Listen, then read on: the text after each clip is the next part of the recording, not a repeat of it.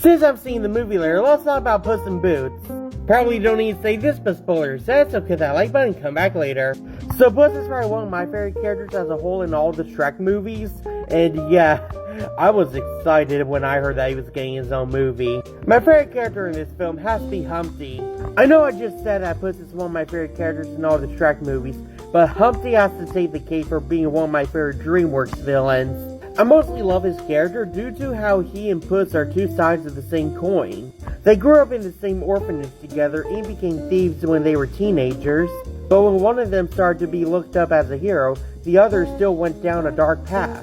The animation in this film is really good. It's the same high quality that all the Shrek films get. This movie is also really dark too, like when they killed off Humpty Dumpty at the end of the film.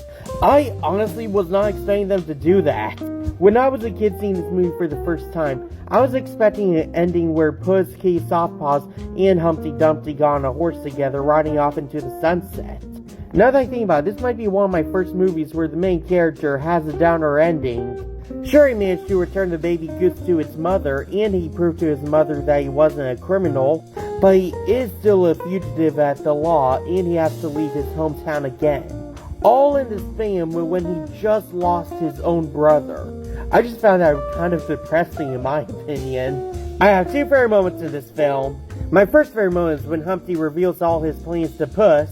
This was probably one of the most disturbing and funniest moments to the whole film. Sure, it was obvious Humpty was going to betray Puss some way or another down the road, but the way that he tells Puss that he was everywhere in the whole film, I don't know, I just found it so funny. I love how he shows you all these flashbacks on where he was in the film, just giving that creepy little stare at you. I also love how he was there during some unnecessary scenes like Puss when he woke up with those vultures. And my second favorite moment is that whole beanstalk scene. This is probably one of my favorite DreamWorks scenes ever.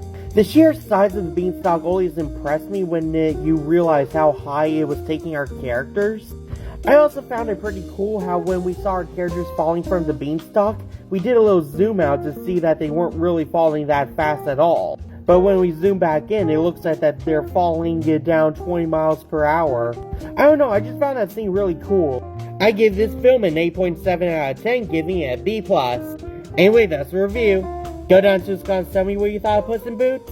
Share this video with all your friends. And click that like and follow button to get all my latest content. See ya!